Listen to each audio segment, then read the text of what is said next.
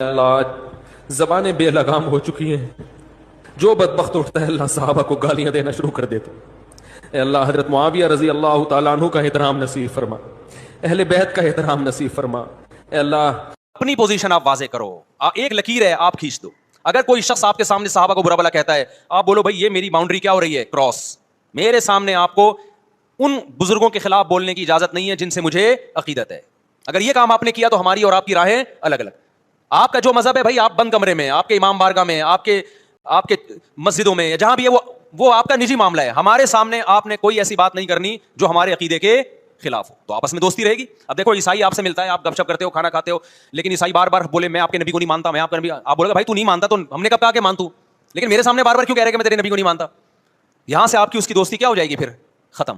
اگر حضرت معاویہ رضی اللہ عنہ کی غلطیوں کو ہم غلطیاں نہیں کہیں گے تو ہم حق اور باطل، غلط اور صحیح کے معیار کو خطرے میں ڈال دیں گے۔ یہ ہے تو مرزا جی کہہ رہے ہیں نا، ہم حدیث سناتے ہیں انہیں سیکھ پا نہیں ہونا چاہیے۔ اب مرزا جی سمجھے ذرا اس بات کو، تم اپنا منہ بیچنے جاؤ گے نا تو اس کے بدلے ایک ٹوٹا ہوا لوٹا بھی نہیں ملے گا، اور تم کہہ رہے ہو کہ ہم اگر معاویہ رضی اللہ عنہ کی غلطی کو غلطیاں نہیں کہیں گے تو حق اور باطل کے معیار کو خطرے میں ڈال دیں گے۔ کوئی تم سے پوچھے تمہارے حق اور باطل کا معیار ہے کیا؟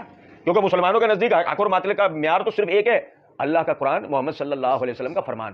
میرے صحابہ کرام علیہم رضوان کا بے ادب اور گستاخ ہو، ان کے بارے میں کوئی ایسی نازیبہ بات کر رہا ہو، نہ ان کے ساتھ بیٹھنا ہے، نہ ان کے ساتھ رشتہ داری کرنی ہے، نہ رشتہ دینا ہے نہ لینا ہے، نہ روٹی کھانی ہے نہ ڈالنی ہے۔ میں کھلانی بھی کہہ سکتا تھا، یہ بھی کہہ سکتا تھا، نہ روٹی کھانی ہے نہ ڈالنی ہے۔ اس سے بہتر ہے کسی کتے کو ڈال دو، کم از کم تمہیں بھونکے گا تو نہیں نا۔ کیا کہنے تو نہ روٹی کھانی ہے نہ کھلانی ہے، نہ ان کے ساتھ نماز پڑھنی ہے نہ ان کے پیچھے پڑھنی ہے۔ مر جائے تو ان پر نماز جنازہ نہیں پڑھنی ہے۔ ہمیں لوگ کہتے ہیں نہیں مرنے کے بعد تو یار کچھ نہ کہو نا، مرنے کے بعد، میں نے کہا مرنے کے بعد پھر اپنی ولدیت کی جگہ ابو جہل لکھ لینا، وہ بھی تو مر گیا ہے نا۔ اپنی ولدیت کی جگہ یزید کا نام لکھو، مر گیا ہے نا۔ شرم نہیں آتی ہے تم کو یار؟ بھائی جو ساتھ جا گئے، اس نے مجھے کھڑکی سے دکھایا تو میں نے ایک بندے کو دیکھا کہ واقعی اس کو رسیوں سے باندھا ہوا ہے، بال بکھرے ہوئے ہیں، اور وہ تھوڑی تھوڑی دیر کے بعد کتے کی آواز نکالتا ہے، کتے کی طرح بھونکتا ہے۔ اگر باہر سے ہم آواز سنتے تو یہی سمجھتے کہ کتا بھونک رہا ہے، آنکھوں سے چونکہ دیکھا انسان تھا تو حیران۔ اس کو دیکھ کے میرے اوپر ایک خوف ستاری ہوا۔ خیر میں گھر گیا، جا کے والدہ کو بتایا، امی آج سکول سے آتے ہوئے راستے میں یہ واقعہ پیش آیا۔ تو پہلے تو امی نے ڈانٹا تم گئے کیوں؟ میں نے کہا دوست نے کہا تھا تو میں نے کہا میں دیکھ لیتا ہوں۔ تو امی نے کہا بیٹا وہ ساری عمر بھونکتا رہا، اب اس کو بھونکتے ہوئی موت آئے گی۔ میں اس بات کو نہیں سمجھ سکا۔ 2-3 دن کے بعد اس بندے کی وفات ہوئی۔ جب وفات ہوئی تب والدہ نے کہا کہ وہ نبی علیہ الصلوۃ والسلام کے اصحاب پر تبرہ کیا کرتا تھا، اس کی سزا یہ ملی اللہ نے موت سے پہلے کتے کی طرح بھونکتے ہوئے موت عطا فرمائی۔ تم ساری زندگی میرے محبوب صلی اللہ علیہ وسلم کے اصحاب کی شان میں گستاخیاں کرتے رہے، اب تمہیں بھونکتے ہوئے دنیا سے جانا پڑے گا۔ آپ اکثر ذکر کرتے ہیں بنو امیہ، بنو ہاشم، قبیلوں سے کیا لینے دینا؟ افراد کی غلطی بھی ہو سکتی ہے، افراد کی اچھائی بھی ہو سکتی ہے، افراد کی فضیلت بھی ہو سکتی ہے۔ جی بالکل ایسا ہے۔ آج کے اس ڈیموکریٹک ورلڈ کے اندر تو آپ یہ باتیں کر سکتے ہیں، لیکن آج بھی ذرا قبائلی سسٹم میں دیکھیں نا، آپ اپنے پڑوسی ملک میں دیکھ لیں جس کو آپ اسلامک حکومت کہہ رہے ہیں، یہ پشتون موومنٹ ہے۔ دوسرے لوگوں کے ساتھ کیا ہوا پہ حشر ہو رہا ہے، اہل حدیث کے ساتھ کیا ہو رہا ہے، ایک پشتون موومنٹ، دوسرا دیوبندی فرقے کی حکومت۔ اچھا قبائلی سسٹم جہاں پہ ہوتا ہے بھائی، وہاں پہ یہ امپورٹنس ہوتی ہے۔ اس کی وجہ یہ ہے کہ نبی اسلام کی بعثت سے پہلے 2 خاندان عرب میں ڈومینیٹ تھے مکے کے پوائنٹ آف ویو سے۔ بنو ہاشم کے پاس تبلیت تھی حرم مکہ کی، اور جو کاروبار تھا اسے بنو امیہ دیکھتی تھی۔ تو دونوں آپ سمجھ لیں، جس طرح آج بھی آل سعود ہے، آل شیخ ہے، حرم جو ہے وہ آل شیخ محمد بن عبد الوہاب صاحب ان کی اولاد کے پاس ہے، اور آل سعود جو ہے وہ حکومت کو دیکھتے ہیں۔ اللہ تعالیٰ نے بنو ہاشم کو چن لیا، ان کو ایسی ڈومیننٹ چیز ملی کہ بنو امیہ کو وہ چیز اس وقت ہضم نہیں ہوئی۔ ظاہر ہے کہ جب پیغمبر آ گیا تو پھر ان کی چودراہٹ تو ختم ہوگی۔ الٹیمیٹلی آپ دیکھیں صرف پہلی جنگ میں ابو جہل نے لیڈ کیا نا، باقی ساری جنگیں ابو سفیان نے لیڈ کی ہیں، جو بنو امیہ کے سردار تھے۔ وہ تو فتح مکہ پہ انہوں نے اسلام قبول کیا نا، ساری جنگیں تو انہوں نے لیڈ کی ہیں۔ تو ایک یہ ٹسل خاندانی تھی، لیکن اللہ تعالیٰ نے بنو ہاشم کو فضیلت دے دی اسلام کی وجہ سے، وقتی طور پہ وہ چیز دب گئی۔ لیکن نبی اسلام کی رحلت کے بعد جب بنو تیم میں سے حضرت ابوبکر صدیق کو خلیفہ چنا گیا تو پیر میر علی شاہ صاحب نے خود اس روایت کو نقل کیا ہے، تسویہ ماں بین سنی و شیعہ۔ میں ان کا حوالہ اس لیے پیش کروں کہ ان کے خلاف بریلوی دیوبندی اہل حدیث بولتے نہیں ہیں، بہت بڑی پرسنٹ۔ انہوں نے بھی نقل کیا کہ حضرت علی کے پاس ابو سفیان آئے رضی اللہ تعالیٰ نے کہا کہ ایک کمزور قبیلے کے اور نچلے درجے کے قبیلے کے بندے کو خلیفہ چن لیا گیا، میں مدینے کو پیادوں سے اور سواروں سے بھر دیتا ہوں، بنو ہاشم کا حق ہے، آپ آگے آئیں۔ بیسیکلی وہ چاہ رہے تھے کہ ہمارے پاس یہ چیزیں واپس آ جائیں، اسلام نے تو چیز ختم کی۔ اچھا حضرت علی نے کہا ابو سفیان جب تو کافر تھا اس وقت اسلام کے ساتھ دشمنی کی، اب تو اسلام میں آ کے بھی دشمنی کر رہا ہے، میں اس سسٹم کا حصہ نہیں ہوں گا۔ پھر دیکھیں حضرت ابوبکر عمر عثمان کی خلافت کے ساتھ حضرت علی چلے، جب حضرت علی کی خلافت کی باری آئی تو جنگ جمل صفین ایروان ہوگی۔ بنو ہاشم کے پاس جب وہ خلافت آئی، حضرت علی ہاشمی ہوتے ہوئے بنو امیہ کے ایک خلیفہ کے ساتھ تو چلے، لیکن بنو امیہ حضرت علی کے ساتھ نہیں چلی. تو یہ ہوا. آج آپ اس کو فیل نہیں کر سکتے, اس لیے آپ دیکھیں سب لوگوں نے یزید کی بیعت کی, بنو ہاشم نے بیعت نہیں کی کیونکہ حضرت حسین نے بیعت نہیں کی تھی. تو اس زمانے میں حضرت حسین کا اکیلے بیعت نہ کرنا, آپ یہ نہ سمجھے ایک بندہ ہے, پورا قبیلہ ہے. تو قبائلی سسٹم میں ان چیزوں کی امپورٹنس ہوتی ہے. اسی طریقے سے آپ دیکھیں بنو تمیم, یہ وہ لوگ تھے جنہوں نے نبی اسلام کو تکلیفیں بھی دی. ذوالخویسرہ التمیمی گستاخ رسول, جس نے کہا کہ محمد اللہ سے ڈر اور انصاف کا. لیکن دوسری طرف بخاری مسلم میں آتا ہے بنو تمیم میری امت میں دجال پہ سب سے زیادہ سخت ہوں گے. بنو تمیم کے اندر اسلام دشمن بھی آئے, اسلام کے حامی بھی. پرشین امپائر کے خلاف جنگ قادسیہ میں ہاتھی بنو تمیم نے گرائے. اتنے جنگجو تھے, اسلام بعد میں قبول کیا ہے لیکن ہاتھی گرائے انہوں نے, اتنے وہ جنگجو لوگ تھے. تو ان کے اندر یہ خوبی موجود تھی. تو قبائلی سسٹم تھا. حضرت سعد ابن ابی وقاص نے کہا بنو تمیم کو بلاؤ, وہ گرائیں گے ان کو, کیونکہ ہر ایک قبیلے کی اپنی امپورٹنس تھی. اسی طریقے سے بنو ہاشم, ان کو پوری دنیا میں دیکھا جاتا تھا. آپ دیکھیں بخاری مسلم میں آتا ہے کہ انصار مدینہ نے کہا کہ ایک خلیفہ ہم میں سے ہوگا, ایک مہاجر میں سے. تو حضرت بکر صدیق نے کیا کہا تھا کہ قریش کے علاوہ کسی اور کی سرداری عرب کے لوگ قبول نہیں کریں گے, کیونکہ ہمیں تولیت کی وجہ سے کعبے کی ڈومینیٹ سمجھا جاتا ہے. اس بات کے اوپر جو ہے وہ قریش میں سے خلیفہ چنا گیا. تو یہ قبائلی سسٹم اس وقت تھا, یہ مانے یہ آج کا مبارک دور ہے کہ یہ قبائلی سسٹم ختم. لیکن اس قبائلی سسٹم کے باوجود آپ نے خود فرمایا کہ حضرت علی رضی اللہ تعالیٰ عنہ نے بنو ہاشم یا بنو امیہ کی کوئی تفریق نہیں, بالکل نہیں. پھر آج ہم کیوں کرتے ہیں؟ جی وہ تفریق اس لیے کہ پریکٹیکلی تفریق ہوئی نا, یہ تو حضرت علی کا بڑا پن تھا نا. میں اس کو تھوڑا ایکسپلور کرتا ہوں. دیکھیں بخاری مسلم میں آتا ہے کہ رضائی بھائی تھا حضرت عثمان کا, ولید بن عقبہ, اور پتہ کس کا بیٹا تھا جس نے حضور کے گردن کے اوپر اوجڑی رکھی تھی. بخاری مسلم میں آتا ہے عقبہ بن ابی معیط کا بیٹا تھا. فتح مکہ پہ اس نے ایز اے لاسٹ ریزارٹ اسلام قبول کر لیا, کیونکہ دھمکی تھی یا تو اسلام قبول کرو یا عرب کی سرزمین چھوڑ جاؤ, ادروائز قتل کیے جاؤ گے, عذاب استحصال آئے گا. اسلام قبول کر لیا. یعنی ہمارے بھائی جو منصور علی خان ہے ان کی زبان میں لونڈا لپاڑا تھا, نوخیز لڑکا اس زمانے کا. اس کو پکڑ کے سب سے مین سٹی کا گورنر لگا دیا, کوفے کا. کوفہ مرکزی شہر حضرت عمر نے آباد کیا تھا تاکہ رومن اور پرشین امپائر تو گر گئی تھی, رومن امپائر کچھ جزیہ دیتی تھی, باقی بچی, اس کو کنٹرول کرے سینٹرل پوائنٹ سے. جس طرح ہمارے لیے واہ کینٹ ہے نا فوجی چھاونی, اس طرح کوفہ فوجی چھاونی تھی حضرت عمر کی. اس لیے حضرت علی نے دارالخلافہ بھی وہاں پہ شفٹ کر دیا تھا. اس جگہ پہ ایک لڑکے کو لگایا, اس نے مسلم شریف میں آتا ہے شراب پی کے فجر کی نماز پڑھائی, 4 رکعتیں پڑھا دی. سلام پھیرا تو لوگوں نے کہا نماز تو غلط پڑھائی. اس نے کہا کم پڑھائیے تو اور پڑھا دیتا ہوں. لوگوں نے کہا 4 پڑھائیے, کہہ رہے کم پڑھائیے, فجر کی تو 2 ہوتی ہیں.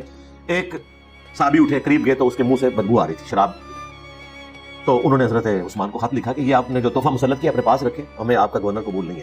یہاں سے حضرت عثمان کی پھر مینجمنٹ کمزوری, انہوں نے اس کو معزول کر کے خود ہی رعایا نے اور ابو موسیٰ اشعری کو لگا دیا. اب یہ جب یہاں پہ آئے, بخاری مسلم دونوں میں واقعہ ہے, مسلم میں تفصیل کے ساتھ ہے, جب حضرت عثمان کے پاس یہ پیش ہوا ان کا رضائی بھائی, تو حضرت عثمان نے کہا لوگ چیمہ گوئیاں کہہ رہے ہیں کہ میرا بھائی ہے تو میں اسے سزا نہیں دوں گا, میں سزا دوں گا.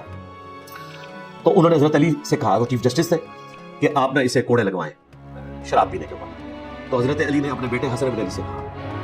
آج بعض لوگ ہمارے غامدی صاحب بھی بڑے بھولے سے بن کے کہتے ہیں کہ حضرت حسن بڑے عظیم سیاستدان تھے اور وہ اپنی مطلب کی صلح حسن لیتے ہیں, اور وہ بھی صحیح طریقے سے بیان نہیں کرتے. تو غامدی صاحب میں آپ کے لیے بیان کر رہا ہوں, حضرت حسن کو بہت پہلے پتا تھا کہ بنو امیہ کیا ہے.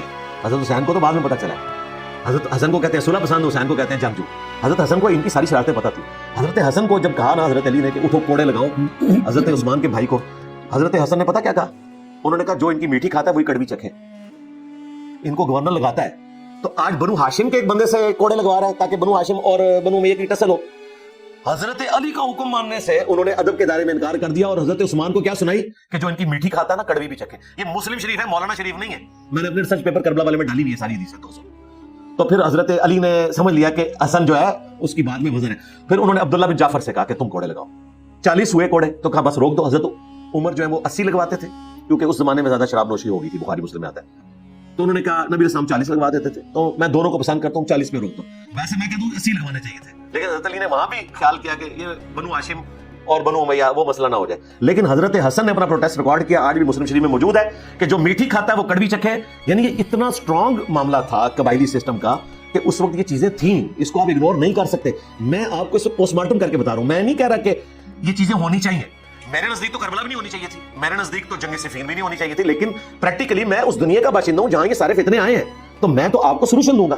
میرے نزدیک تو بنگلہ دیش 1947 میں بننا چاہیے تھا, بعد میں نہیں بننا چاہیے تھا, تاکہ ہمارے درمیان نفرتیں نہ آتی. لیکن یہ سب یہ پوسٹ مارٹم کرتے ہوئے ہم حد ادب جو ہے وہ ملحوظ خاطر نہیں ہونی چاہیے صحابہ کرام. ہم سب کو رضی اللہ تعالیٰ عنہ کہہ رہے ہیں, ظاہر ہم ادب تو کر رہے ہیں, لیکن جب قرآن میں اللہ تعالیٰ نے آدم علیہ السلام کی غلطی بیان کی تو کیا بیان کیا؟ ہم نے اس لیے بیان کی تاکہ اے اولاد آدم, جس طرح شیطان نے تمہارے ماں باپ کو ورگلایا تمہیں نہ ورگلائے. مجھے بتائیں کیا حضرت عثمان غنی رضی اللہ تعالیٰ عنہ یا حضرت معاویہ رضی اللہ تعالیٰ عنہ یا حضرت مغیرہ بن شعبہ رضی اللہ تعالیٰ عنہ یا حضرت عمرو بن عاص رضی اللہ تعالیٰ عنہ کا مرتبہ حضرت آدم سے زیادہ ہے؟ ہم حضرت آدم علیہ السلام کی رسپیکٹ بھی کرتے ہیں, قرآن میں 7 دفعہ ان کی غلطی رپورٹ ہوئی ہے, بیان ہوتے ہیں, اس کے بعد عبرت حاصل کرتے ہیں کہ اولاد آدم اگر غلطی ہو جائے تو آدمی بننا, آدم نے توبہ کی تھی تو ہم آدمی ہیں, توبہ کریں گے. شیطان نے توبہ کی بجائے جسٹیفیکیشن پیش کی تھی, شیطان نہیں بننا. تو اس سے عبرت حاصل کی جاتی ہے, تاریخ میں ان واقعات سے سبق حاصل کیا جاتا ہے. مجھے بتائیں, یوسف علیہ السلام کے جو بھائی تھے وہ ڈبل صحابی ہیں.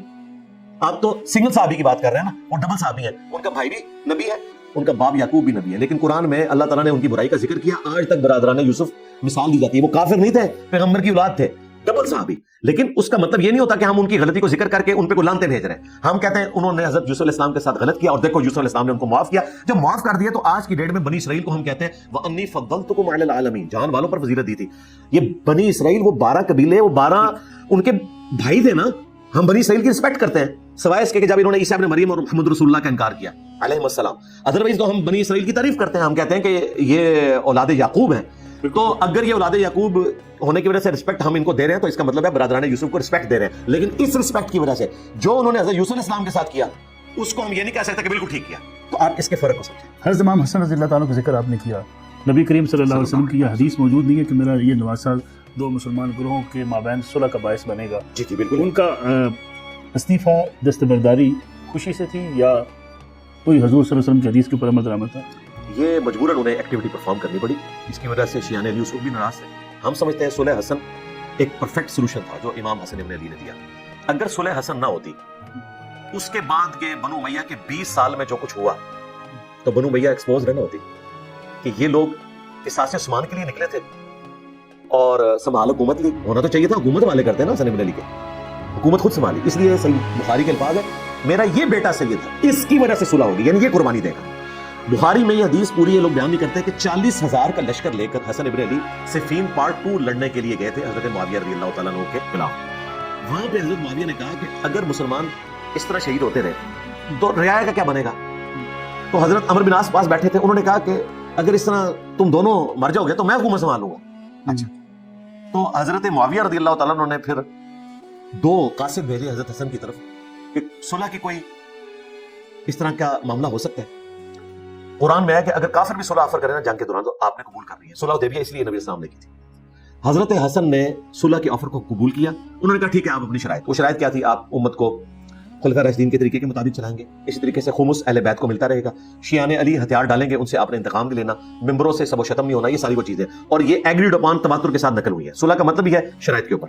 تو حسن ابن علی نے صلح اس لیے کی تھی کہ خون ریزی سے امت کو بچایا جائے. اب ہونا تو چاہیے تھا حضرت معاویہ یہ صلح نہ کرتے, حضرت حسن سے کہتے ہیں میں آپ کی بات کرتا ہوں, کیونکہ انہوں نے سٹارٹ تو قصاص عثمان سے لیا تھا, اس لیے تو نہیں لیا تھا کہ میں نے حکومت لینی ہے, لیکن الٹیمیٹلی حکومت قبول کر لی. اور پھر 20 سال کسی نے قصاص عثمان ہوتے ہوئے نہیں دیکھا, الٹا اپنے بیٹے کو نامزد کر کے چلے گئے ساتھیوں کے مشورے کے اوپر. حالانکہ طے یہ پایا تھا کہ امت کو شورا پہ چھوڑیں گے, یہ بھی نہیں کیا. اس وجہ سے حضرت حسین نکلے. حضرت حسین ابن علی حضرت معاویہ کے 20 سال دور میں نہیں نکلے. کیوں؟ وہ کہتے تھے میں اپنے بھائی کی صلح کے اوپر قائم ہوں, ہمیں امید ہے کہ جب دنیا سے جائیں گے تو کوئی اچھا کام کر کے جائیں گے جو انہوں نے کمٹ کیا ہوا ہے. لیکن بخاری میں آتا ہے انہوں نے اپنی وفات سے 4 سال پہلے ہی اپنے بیٹے کے حق میں میرے عزیز ہم وطنوں کرنا شروع کر دیا. لوگوں نے مخالفت کی اور وہی ہوا. حسین ابن علی نے پھر بیعت نہیں کی. اسی لیے یزید کے خلاف جو حسین ابن علی کا قیام ہے وہ حضرت معاویہ کے خلاف اس لیے نہیں تھا کہ اس حکومت کو وہ بھی مانتے تھے, ہم بھی اس حکومت کو مانتے ہیں, خلافت راشدہ نہیں ملوکیت, لیکن اسٹیبلش مانتے ہیں. لیکن یزید کی جو خلافت ہے یا ملوکیت وہ اسٹیبلش ہی نہیں ہے, کیونکہ وہ ایک بد عہدی کے ساتھ کی گئی ہے, وہ اس کا اہل بھی نہیں تھا اور مسلمانوں کے اوپر مسلط کیا گیا. اسی لیے کوفے سے خط آئے کہ حضرت حسین یہاں پر آئے, ہم یہاں سے قیام کریں گے. وہ تو وہاں پہ ان کو پہنچنے نہیں دیا گیا, راستے میں ان کو مظلومت شہید کیا گیا. حسین ابن علی کربلا میں جنگ لڑنے نہیں گئے تھے بلکہ کوفہ شفٹ ہو رہے تھے اپنے بیوی بچوں کے ساتھ, وہاں سے اسٹرگل لانچ کریں گے, کیونکہ کوفے کے لوگ حضرت علی سے عشق کرتے تھے. 5 سال انہوں نے حضرت علی کے دیکھے ہوئے تھے خلافت کے, وہاں پہ ان کی اسٹرینتھ بہت زیادہ تھی, ہزاروں میں تھی. حضرت حسین کو امید تھی کہ یہاں سے اگر ہم اسٹرگل کو لانچ کریں گے تو at the end of the day ہم حکومت وقت کا تختہ الٹ سکتے ہیں, لیکن وہاں تک پہنچنے دیا گیا. جنگ سے پرامن انتقال ابتدا سے جی ظاہر ہے جنگ تو الٹیمیٹلی ہونی تھی. پھر میں وہی بات کروں گا کہ قبائلی سسٹم میں ایسے ہی ہوتا ہے. حضرت معاویہ نے جنگ کے ذریعے حکومت حاصل کی ہے نا, حالانکہ بات تو قصاص عثمان سے شروع ہوئی تھی لیکن جنگ ہوئی نا, تو اس زمانے میں جنگ ہی ہوتی تھی, یہ تو نہیں ہوتا تھا. آج ایسا ہوتا ہے کہ آپ نواز شریف صاحب کو اٹھاتے ہیں, حکومت پھر بھی 5 سال پورے کرتی ہے. اسی طریقے سے اگر عمران خان صاحب کو بھی اس حوالے سے ہٹایا جاتا کورٹ کے ذریعے تو پی ٹی آئی نے بھی 5 سال پورے کرنے تھے. وزیر اعظم قتل بھی ہو جائے تب بھی پورے ہوتے ہیں 5 سال, کیونکہ حکومت ہوتی ہے پارٹی کی. اس زمانے میں آپ بادشاہ قتل کر کے تخت پہ بیٹھتے تھے, بنو امیہ قتل ہوئی, بنو عباس نے حکومت سنبھالی 550 سال تک, عوام ہوئی تھی, صرف بادشاہ قتل ہوا तो इस तरीके से मामला चलता है। इंजीनियर साहब, जो हमारे मुखालफिन हैं, इस्लाम के मुखालफिन, उन्होंने किताबें भी लिखी, इस्लाम आफ्टर प्रॉफिट, जिन वाक़यात का आप जिक्र कर रहे हैं, ये इस्लामी तारीख के स्याह बाब हैं। अगर इनका तज़किरा तारीख में ना होता तो कुफार को या मुसलमान दुश्मन लोगों को ये मौका ना मिलता कि वो ये लिखते कि इस्लाम का शराबा बिखर गया आफ्टर प्रॉफिट। तारीख तो किसी को माफ नहीं करती। हम तारीख में ना भी जिक्र करते, चीज तो ट्रांसफर होनी थी। आज तक आप कोई तारीख छुपा सके? मुझे बताएं, पाकिस्तान जब बना तो कितने मुसलमानों को कुर्बानी देनी पड़ी? आप किताबों में बाद में पढ़ते हैं, हमें अपने माँ बाप से पहले पता होता है। और मैं आपको हैरान कुन बात बताऊं, बनु हाशिम के जो लोग हैं, सैयद हैं, उन्हें तो ये सारी बातें पता है, किताबों के बगैर उनकी नस्ल दर नस्ल ट्रांसफर हुई है। तारीख पे आप पर्दा नहीं डाल सकते। और मैं फकी वाला एंटी वेनम जवाब दूंगा कि काश फिर अल्लाह ताला यूसुफ अलैहिस्सलाम के भाइयों का कैरेक्टर ना बताता तो आज यूसुफ अलैहिस्सलाम के जो भाई थे, जो डबल साहबी हैं, हजरत यूसुफ के भी और याकूब के भी, लोग उनका जिक्र बुराई से ना करते। तो क्या हम ब्लेम अल्लाह को देंगे? नहीं, हम कहेंगे कि इबरत के लिए बयान हुआ। बिल्कुल इसलिए ये चीजें इबरत के लिए बयान हुई हैं। और अल्लाह का शुक्र है, मौदूदी साहब ने देखे सोल्यूशन एंड पे लेके गए। इस्लाम सोल्यूशन देता है। देखिए, इस्लाम ये नहीं कहता कि आप सेक्स को दबा दें और आप अपने आप को नमर्द कर लें। इस्लाम कहता है निकाह का रास्ता इख्तियार करो, यही कहता है। अच्छा, डायरेक्शन देता है। इस तरह आपने डायरेक्शन देनी है। मदूदी साहब ने खिलाफत और मलूकियत का जो मुकदमा लिखा सिर्फ एक पेज का है और एक एक जुमला उसका इतना कीमती है, सिर्फ एक पेज में। उन्होंने कहा कि इससे पहले कि हमारी नौजवान नस्ल को काफिर ये बताएं कि टूटी कमंद कहां, हम खुद अपने नौजवानों को एजुकेट करेंगे। बिल्कुल। एक समझदार जो माँ बाप हैं, उनका काम है कि अपनी औलाद को सेक्स के हवाले से खुद एजुकेट करें, बजाय इसके कि वो इधर उधर चीजें सीखें। इसी तरीके से उलमाए दीन का काम है कि उम्मत को इस हवाले से एजुकेट करें। और मैं ये क्रेडिट मौलाना मदूदी को देता हूं कि मुहद्दिसीन ने जो सारी एफर्ट की थी उसको एक जगह मैनेजेबल फॉर्म में उन्होंने जमा किया, उसको 4 चांद लगाए हमारे उस्ताद मौलाना इसहाक साहब ने, और हमने जिस तरीके से उसे प्रेजेंट किया है अहादीस की रोशनी में, तो इंशाअल्लाह ताला सुन्नी शिया दरार इसकी वजह से खत्म हुई है। मैं इसमें सिर्फ आखिरी बात करूंगा, मुझे बताएं, अगर इमाम माहदी शिया हुए तो सुन्नी उनको मानेंगे, और अगर वो सुन्नी हुए तो क्या शिया उनको मानेंगे? इसका मतलब यह है कि सुन्नी शिया दरार फिल हो चुकी होगी इमाम माहदी के आने से पहले।